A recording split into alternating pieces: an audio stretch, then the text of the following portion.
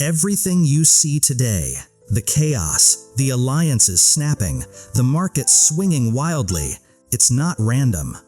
We scroll the headlines of 2026, nations clashing, the very ground beneath us shifting, and we call it unprecedented. But what if all this was written long before our world even existed? What if the truth behind this instability was coded into an ancient Aramaic scroll, while our modern empires were still just dust? I've spent the last month ignored by the noise of the news cycle, buried in Daniel chapter 2. I wasn't looking for theories. I was looking for the pattern. And what I found explains exactly why the world feels like it's breaking. The Tselem code. Most people see a story about a statue, but in the original Aramaic, the word used is Tselem. It's a chilling choice. It's the same root used in Genesis for humanity made in the image of God. This statue isn't just a timeline of dead empires. It's humanity trying to play God, building a tower of power with our own hands, defying the Creator. A world where self-sufficiency is worshipped. But here's the catch.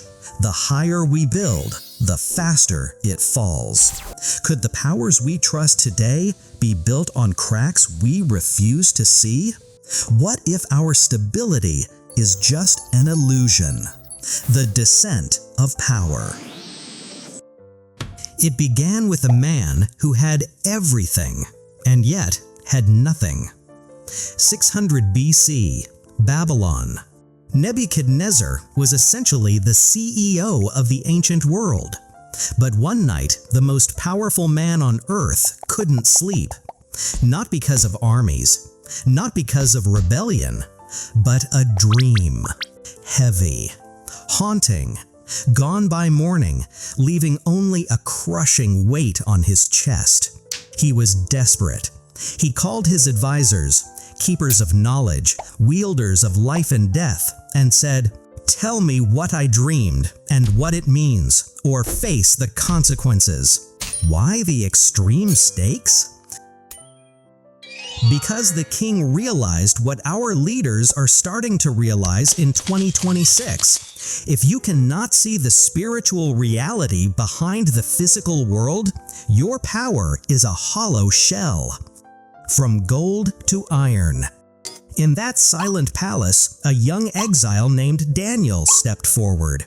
He looked at the king and said, "You, O king, are the head of gold." Gold, Babylon. One king, one will, total control. But gold is soft, heavy, briefly perfect, then gone. The vision shifts. Silver, Persia. 2 arms, alliances, treaties, stronger in battle, weaker in unity. Then bronze, Greece, a flash of brilliance, global culture, died at 32 and shattered overnight. Do you see the pattern? As we move down the statue, the empires get harder, more militaristic, but they become less stable. We are moving from a unified will to a chaotic melt. And this leads us to the part that lasted longer than all the others combined. The legs of iron. Brutal. Unrelenting. Rome didn't win loyalty, it made resistance unthinkable. It was the longest-lasting leg of the statue, and it set the stage for everything we call modern.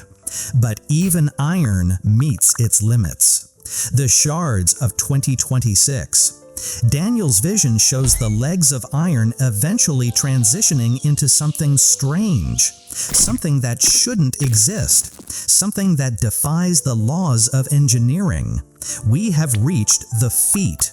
And in the original Aramaic, the description of those feet is the single most accurate warning for the world you see outside your window today.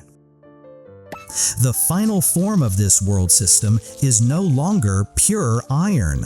It's iron mixed with clay. Something that should never hold together is being forced again and again to hold.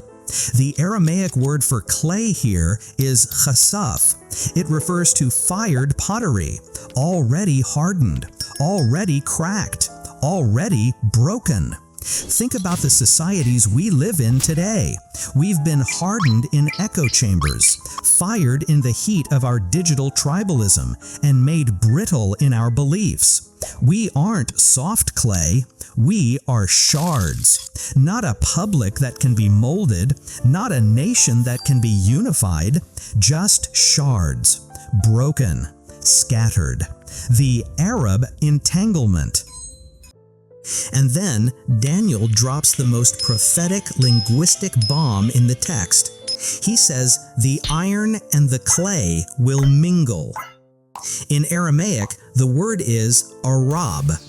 To be clear, this is not about a people group, but a linguistic root meaning to entangle or interweave. It doesn't mean to blend. It's a knot, a binding that fails.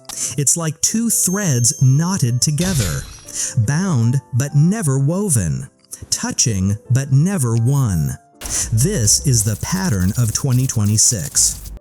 The iron is trying to force the clay, to tie us into one unified global order. But it's only an entanglement. Force cannot create a soul. You can tie two things together with iron, but you haven't made them one. Strength and fragility, force and fracture, locked in the same structure, yet never truly one. On the surface, we've never been more connected. That's the entanglement.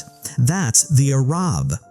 But look beneath, the polarization, the systemic distrust, the fracture. We are standing on the feet.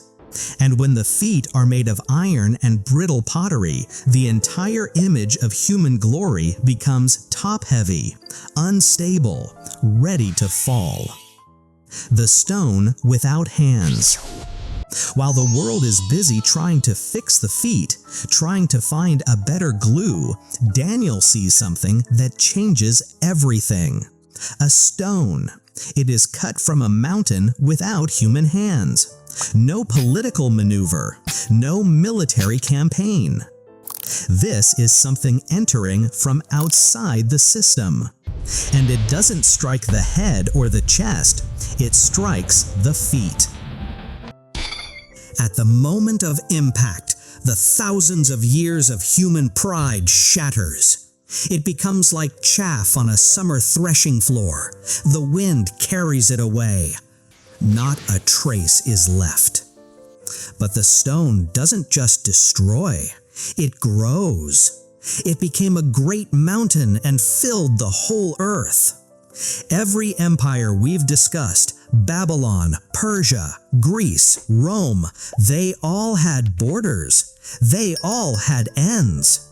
But this kingdom? It has no end. I want to be honest with you. I'm not standing here to say the end is tomorrow. Daniel himself was told that some of these words were sealed until their time.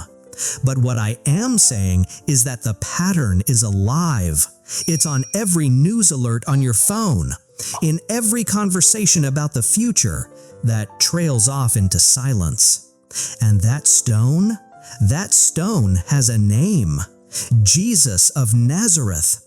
The one Daniel's contemporaries didn't know by name, yet whose shadow stretches across every vision in this book. He is the stone cut without hands, the kingdom that cannot be shaken, the one who doesn't need to negotiate with the iron or persuade the clay. If you're watching this in 2026 and you feel the weight of it, the uncertainty, the sense that nothing holds anymore, I want to invite you into something that cannot be broken. Not a political position, not a survival plan, a person. If you've never surrendered to the one this whole book points to, you can do it right now. In your own words, just honesty. Lord, I see the world breaking.